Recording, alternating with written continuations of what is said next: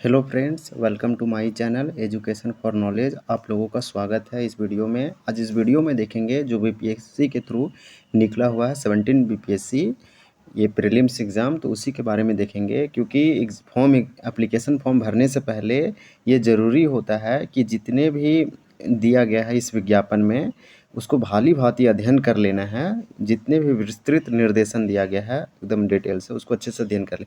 इसके बाद ये फॉर्म को फिलअप करें और अपना पढ़ाई जारी रखें।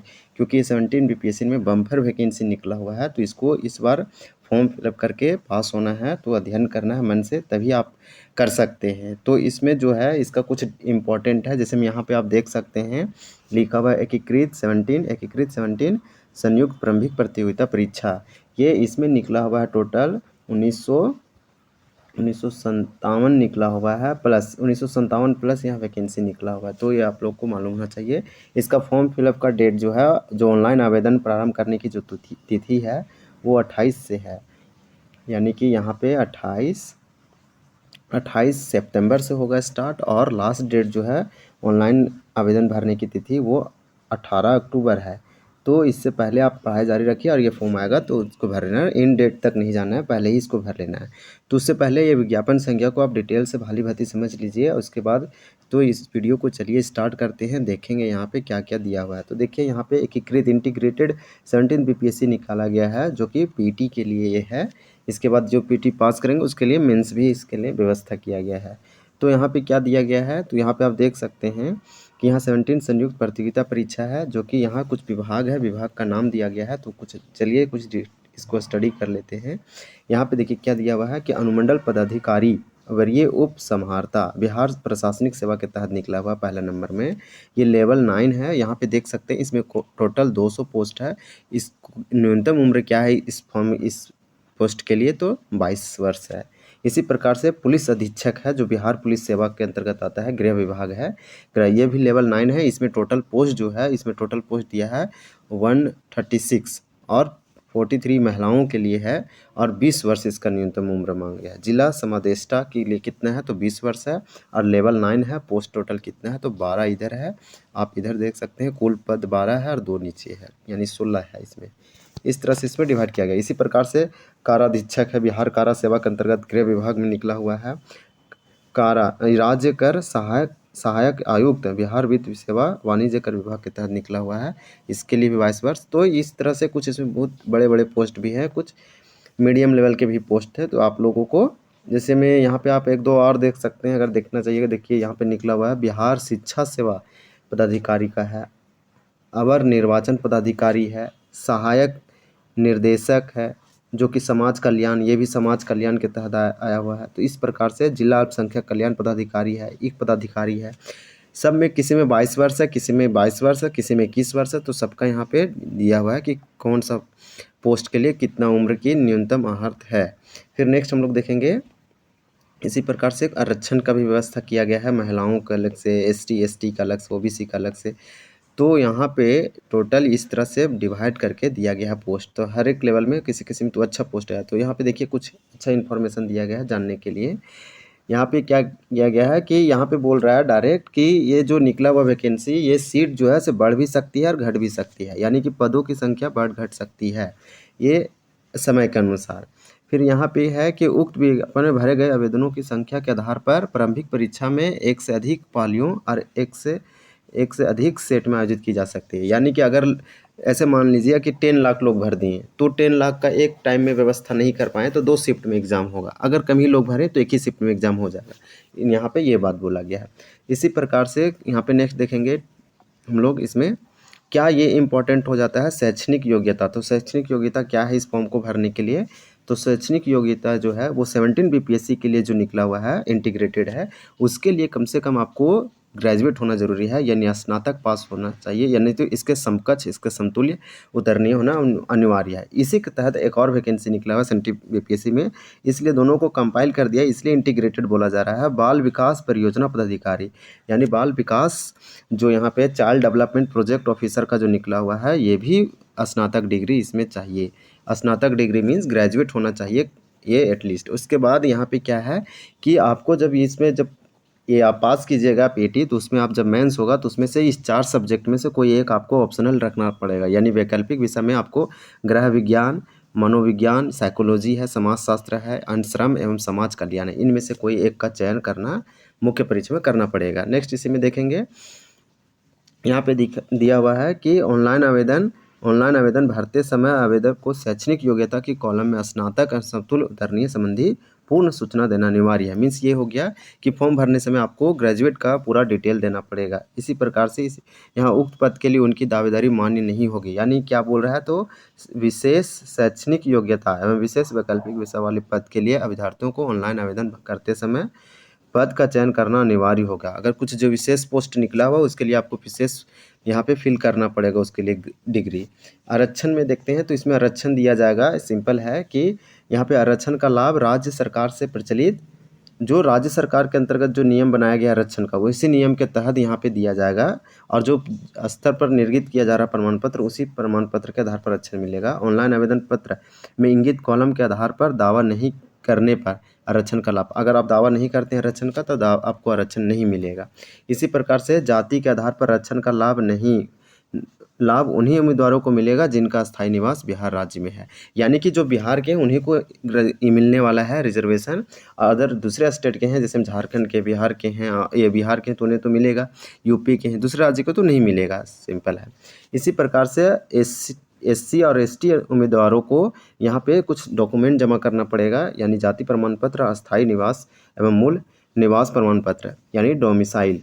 तो यहाँ पे आप लोग के पास डॉक्यूमेंट नहीं है तो आप डॉक्यूमेंट बना लीजिए जल्दी से, क्योंकि अभी इसका ऐसे डॉक्यूमेंट तो आप लोग के पास किसी के पास है तो अच्छी बात है, जिसके पास नहीं है वो बना लीजिए, क्योंकि अभी प्रोसेस है। यहाँ पे एडवर्टाइजमेंट है तो अभी कर सकते हैं, शायद एग्ज़ाम हो जाता है उसके बाद वो मान्य नहीं रहता है, तो आप इसको कर लीजिए। उसके बाद हम लोग देखेंगे तेज़ी से, इसमें सारे डिटेल इसमें दिया हुआ है कि क्रीमी लेयर रहित होना चाहिए प्रमाण पत्र, यानी कि जो ओबीसी हैं उनके लिए बताया जा रहा है कि उनके पास क्रीमी लेयर रहित प्रमाण पत्र जमा करना अनिवार्य होगा।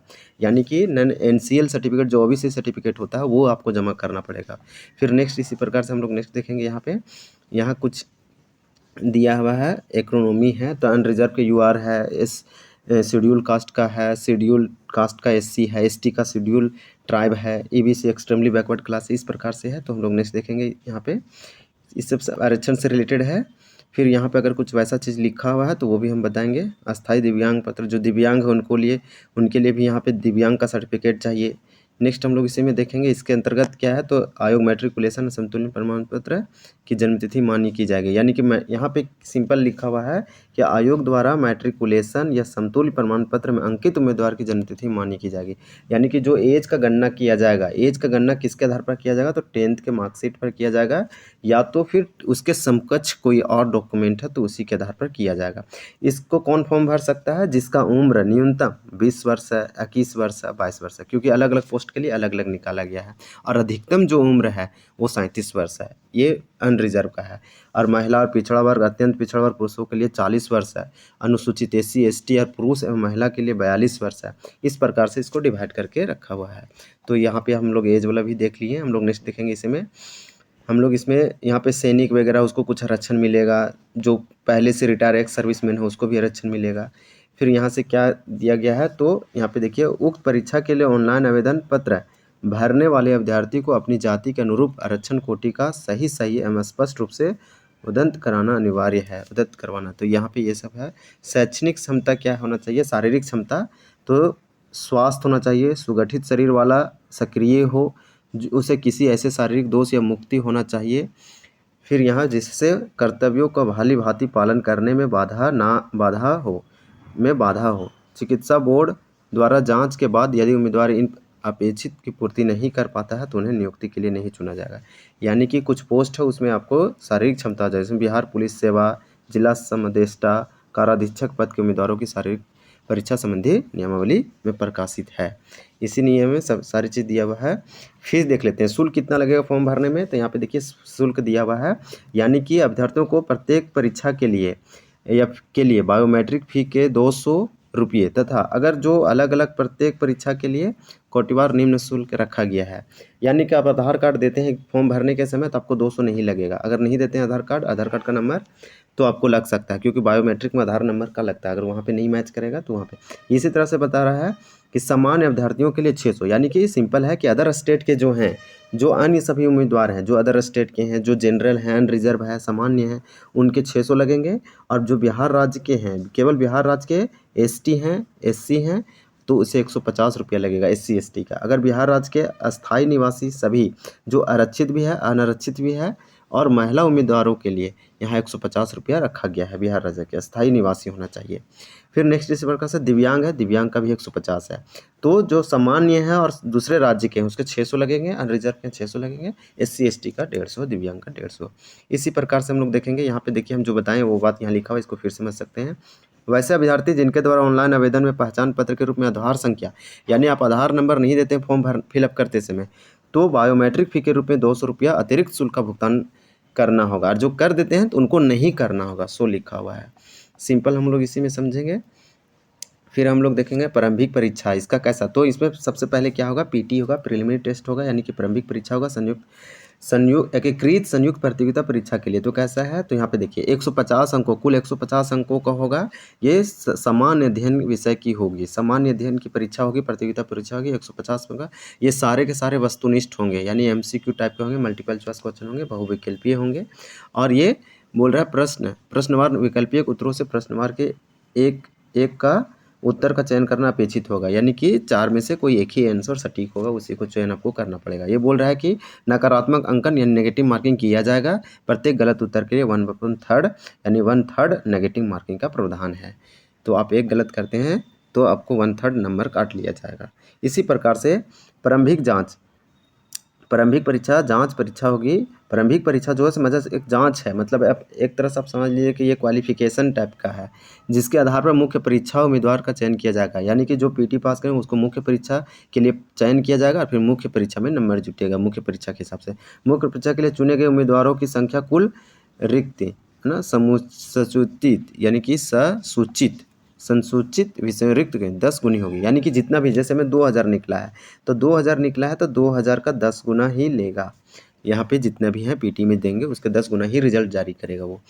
फिर इसी प्रकार से इसी प्रारंभिक, तो यहाँ क्वेश्चन क्या पूछा, ये VVI, इसको आप याद रखिए, यही आपका सिलेबस, आप सिलेबस को लोड कर सकते हैं इसके वेबसाइट से।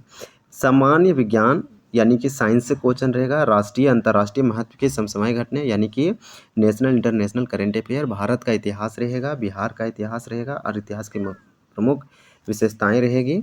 इसी प्रकार से सामान्य भूगोल, बिहार की प्रमुख भौगोलिक प्रभाग, यहाँ की महत्वपूर्ण नदियाँ, भारत की राज्य व्यवस्था, आर्थिक व्यवस्था, आज़ादी के पश्चात बिहार की अर्थव्यवस्था का प्रमुख परिवर्तन, भारत का राष्ट्रीय आंदोलन, इसमें बिहार का योगदान एवं सामान्य मानसिक योग्यता को जांचने वाले प्रश्न होंगे, यानी मैथमेटिकल और रीजनिंगल टाइप से क्वेश्चन होंगे।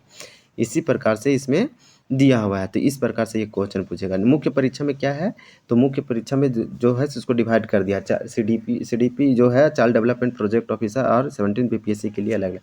जैसे में एक पेपर जो रहेगा मुख्य अनिवार्य जो विषय है, विषय कोड दिया हुआ है, ये सब जो लिखा हुआ है वो विषय कोड है, ये विषय कोड है, ये विषय कोड, तो इसको अभी आपको ध्यान नहीं देना है। बस इतना आप जान रही कि इसमें मेंस में सामान्य हिंदी होने वाला है। सामान्य हिंदी 100 अंक का होगा, आपसे 100 अंक का पूछेगा, इसको क्वालिफाई करना, यानी कि आपको 30% लाना है। तो आपको जो है से तीसरा पेपर, चौथा पेपर, पांचवा पेपर चेक किया जाएगा और नंबर फिर जुटेगा। तो जो है जनरल स्टडी यानी कि जनरल स्टडी 1 यानी प्रथम पत्र 1 है, ये 300 अंक का होगा। इसी प्रकार से जनरल स्टडी द्वितीय पत्र पेपर 2 जनरल स्टडी, ये भी 300 का होगा और निबंध होगा 300 अंक का। टोटल पेपर 4 है। तो यहाँ पे देख लीजिए, यहाँ क्या लिखा, वैकल्पिक विषय निम्नलिखित यहाँ पे वैकल्पिक विषय भी है, तो निम्नलिखित ऐच्छिक विषय में से एक विषय का चयन करना होगा जो 100 अंक यानी 100 प्रश्न वस्तुनिष्ठ, यानी कि जो आप वैकल्पिक विषय रखते हैं, ऑप्शनल सब्जेक्ट रखते हैं, उसमें MCQ 100 को पूछेगा, 100 नंबर का होगा, ये 100 क्वेश्चन पूछेगा। राज्य सरकार द्वारा निर्धारित न्यूनतम प्राप्तांक प्राप्त करना अनिवार्य होगा, परंतु मेधा निर्धारण के प्रयोजनार्थ इनकी गणना नहीं की जाएगी, यानी कि राज्य सरकार जो इसका मापदंड निकालेगा कि इतने 100 क्वेश्चन में इतने क्वेश्चन सही कीजिएगा, फिर इतने मार्क्स में इतने। यहाँ पे देख सकते हैं विषय कुछ दिया हुआ है, तो कृषि विज्ञान है, पशुपालन पशु चिकित्सा विज्ञान है, इसमें से आपको कोई एक ऑप्शनल है जो कि चूज करना पड़ेगा। मानव विज्ञान है, वनस्पति विज्ञान है, मनोविज्ञान में भी लग रहा है कि ये जंतु विज्ञान है, जूलॉजी से बात कर रहा है, वनस्पति बॉटनिकल है, केमिस्ट्री है, सिविल इंजीनियरिंग है, वाणिज्य शास्त्र है, लेखा विधि है, अर्थशास्त्र इकोनॉमिक्स है, विद्युत इंजीनियरिंग है, भूगोल ज्योग्राफी है, भूविज्ञान है यानी जियोलॉजी है, इतिहास है, श्रम और समाज कल्याण है, विधि है, प्रबंध है, गणित है, मैथमेटिक्स है, यांत्रिक इंजीनियर, दर्शन शास्त्र है, भौतिकी है, फिजिक्स है। इस प्रकार से कुछ सब्जेक्ट दिया हुआ है, तो इस सब्जेक्ट को आपको कंप्लीट कर लेना है, एक लेना है। तो अभी आप ज़्यादा फोकस कीजिए क्योंकि कम टाइम बचा हुआ है, इसका एग्ज़ाम का भी डेट दिया है, तो आप पीटी पे ज़्यादा फोकस कीजिए। ये सब सब्जेक्ट है, आप कुछ लिटरेचर में भी रख सकते हैं, लैंग्वेज में भी आपको उससे भी 100 मार्क्स पूछ सकता है, इसी में से कोई एक आपको जो जैसे हिंदी भाषा और साहित्य, अंग्रेजी है, उर्दू, जो जिस व्यक्ति को जो सब्जेक्ट अच्छा है वो अपना हिसाब से रखेगा। नेक्स्ट देखते हैं, बाल विकास पदाधिकारी या फिर परियोजना पदाधिकारी में निकाला गया है वैकेंसी 2 में, इसी में है। इसमें सामान्य हिंदी रहेगा जो कि 100 नंबर, इसमें भी आपको 33 मार्क्स लाना है, यानी 33% लाना है 100 में। फिर दूसरे पेपर में सामान्य अध्ययन जनरल स्टडी 2 होगी। इसका गणना जो है ये हिंदी वाला, वो गणना नहीं किया जाएगा, मार्क्स नहीं जुटेगा इसका, इस पर क्वालिफिकेशन नेचर का है। दूसरा में सामान्य अध्ययन है, प्रथम पत्र 300 अंक का है, सामान्य अध्ययन द्वितीय पत्र 300 अंक का है। इसमें से भी आपको एक 4 सब्जेक्ट है, ये इस वैकल्पिक विषय है, ये वैकल्पिक विषय में ऑप्शनल है, इसमें 4 में से कोई एक रखना पड़ेगा। इसी प्रकार से हम लोग नेक्स्ट इसमें देखते हैं, अगर कुछ इंपॉर्टेंट है तो क्या है कि प्रारंभिक प्रतियोगिता परीक्षा में सफल विद्यार्थियों की मुख्य यानी परीक्षा हेतु अलग से ऑनलाइन आवेदन पत्र भरवाया जाएगा, यानी जो पीटी पास करेंगे तो मेंस के लिए अलग से फॉर्म फिलअप होगा। सफल अभ्यर्थियों द्वारा निर्धारित अवधि में परीक्षा शुल्क विहित प्रक्रिया में जमा करना होगा। फिर एकीकृत मुख्य लिखित प्रतियोगिता परीक्षा में सभी पदों के लिए अंकित अनिवार्य विषय वही होंगे जो 70वीं संयुक्त मुख्य प्रतियोगिता परीक्षा के लिए अनिवार्य विषय है। इस प्रकार से इसमें दिया गया है। तो जो यहाँ पे मुख्य एकीकृत परीक्षा है उनके लिए वैकल्पिक विषय होंगे, उनमें से कोई एक का चयन करना है, सिंपल है। जो प्रश्न है, प्रश्न का जो लैंग्वेज होगा यहाँ पे, वो प्रश्न का लैंग्वेज कैसा हो सकता है, तो हिंदी इंग्लिश मीडियम का होगा। इसके अलावा हिंदी और इंग्लिश के अलावा और दूसरा लैंग्वेज नहीं होगा। इसी प्रकार से हम लोग इसमें नेक्स्ट देखेंगे, यहाँ पे क्या है, तो यहाँ पे देखते हैं, देखिए व्यक्तिगत परीक्षण होगा। मुख्य परीक्षा में सफल होती उम्मीदवार के व्यक्तिगत परीक्षण 120 यानी इंटरव्यू जो है 120 नंबर का होगा। व्यक्तिगत परीक्षण हेतु आमंत्रित उम्मीदवारों को व्यक्तिगत परीक्षण में भाग लेना अनिवार्य, यानी कि आपको पार्टिसिपेट करना है, इंटरव्यू के लिए जाना है, नहीं तो वे अंतिम परीक्षा फल हेतु बनाए जाने वाले मेधा सूची में शामिल नहीं किए जाएंगे, यानी आपको यहाँ पे घोषित नहीं किया जाएगा। इसी प्रकार से इंटरव्यू है, इसी प्रकार से यहाँ देख सकते हैं मेधा सूची कैसे तैयार किया जाएगा। तो यहाँ पे टोटल 900 अंकों का है, सामान्य अध्ययन है, प्रथम पत्र 300 अंक का है, सामान्य अध्ययन, और द्वितीय पत्र 300 का है, और इसी प्रकार से इंटरव्यू है 120 का, तो टोटल हो गया 1020, यानी कि इसी प्रकार से यहाँ पे CDPO का जो दिया हुआ है, CDPO का भी सेम है। चलिए नेक्स्ट हम लोग इसमें देखते हैं, ये हम लोग का कंप्लीट हो गया। देखिए यहाँ पे 28 सितंबर से फॉर्म फिलअप होगा और 18 अक्टूबर तक ये चलेगा, लास्ट डेट है। तो इसको आप फिलअप कर लीजिए, सारा डॉक्यूमेंट आप देख लीजिए कि आपके पास है कि नहीं है, इसका अपलोड कीजिए, सारे डॉक्यूमेंट दीजिए। यहाँ पे दिशा निर्देश दिया गया है, ईमेल आईडी मोबाइल नंबर मौजूद होना चाहिए। इसके बाद यहाँ पे फ़ोटो ये सब लिखा हुआ है, हम लोग ये नहीं देखेंगे, हम लोग और कुछ पेमेंट है तो पेमेंट में बताएं कितना लगेगा, अन्य निर्देश दिया हुआ है, और वैसा कुछ महत्वपूर्ण निर्देश है इधर सारे आप इसके वेबसाइट पे ही जाके कीजिए www.bpsc.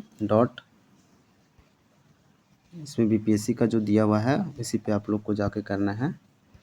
यहाँ पे देखिए वेबसाइट लिखा हुआ www.bpsc.bih यानी bihar.nic.in। इसी प्रकार से नेक्स्ट इसके सिलेबस का बात कर रहा है कि सिलेबस आयोग के वेबसाइट पर उपलब्ध है प्रतियोगिता परीक्षा हेतु। नेक्स्ट हम लोग देखेंगे, यहाँ पे सिलेबस दिया हुआ है।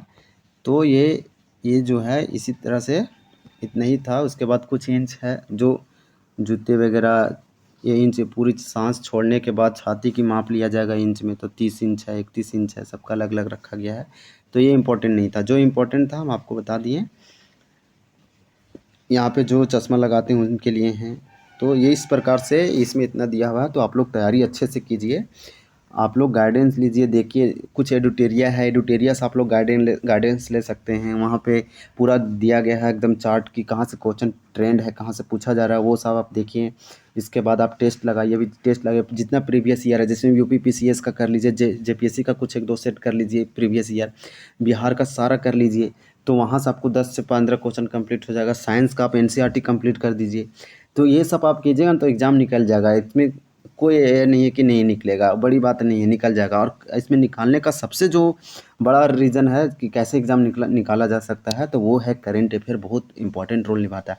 करंट अफेयर ऐसा ये चीज़ होता है कि करंट अफेयर में आप पढ़ें, आपको लर्न हो जाएगा। आप रिवीजन कर दिए अच्छे से तो आपको लर्न हो जाएगा। तो national current affair and international current affair और साथ में बिहार एकदम अच्छा से कर लीजिए, रिवीजन कीजिए। और आपको करंट अफेयर मैराथन नहीं देखना, किसी भी चीज़ का मैराथन नहीं देखिए। मैराथन देखने से आप गड़बड़ा जाइएगा, रास्ता भटक जाइएगा। तो आपको क्या करना है, आपको टॉपिक सर्च, जैसे में आप इन मिलिट्री जितना भी एक्सरसाइज वो देख लीजिए, रैंक इंडेक्स देख लीजिए, कौन इंडेक्स जारी करता है वो देख लीजिए। इस तरह से टॉपिक बाय सारे टॉपिक से ही क्लियर कीजिए। आप टॉपिक जब पढ़ते हैं तो अगर एक टॉपिक कंप्लीट करते हैं तो आप समझिए 1 से 2 मार्क्स आप चुरा लिए। लेकिन आप मैराथन देखते हैं तो उसमें तो बहुत सारा टॉपिक इंक्लूड करके वो मैराथन कराता है। तो ज़रूरी नहीं ना कि उस टॉपिक से सारा क्वेश्चन यहाँ इंक्लूड करेगा तो आपका टॉपिक कंप्लीट नहीं ना हुआ। तो इस प्रकार से टॉपिक बाय टॉपिक कंप्लीट कीजिए। तो 2-3 चीज़ है जो आप एग्ज़ाम निकाल सकते हैं। हम बताएं कि 7, 8, 9, 10 का एनसीईआरटी साइंस का पढ़ लीजिए तो 30 मार्क्स उधर हो गया। करंट अफेयर अच्छे से कर लीजिए तो आप इस तरह से आप वहाँ तक पहुँच सकते हैं जहाँ से इसका कटअप, इस बार कटअप भी हल्का कम रहेगा। बस इसमें यही है, आपको हम गाइडेंस कर देते रहेंगे। हम बताएंगे कैसे पढ़ना नहीं पढ़ना है। हम बताएं कि प्रीवियस ईयर टेस्ट है, ये अभी ज़रूरी है, अभी जितना आप टाइम देख सकते हैं। आपका भी प्राइमरी वर्क होना चाहिए कि पढ़ाई पढ़ाई, क्योंकि सेकेंडरी है थोड़ा सा वर्क, आप थोड़ा सा इनकम सोर्स किधर से आप कर सकते हैं। इसके बाद आप एग्ज़ाम पास कीजिएगा तो आपको प्राउड फीलिंग होगा। Thank you. अब इस वीडियो को एंड करते हैं। Thank you for watching this video.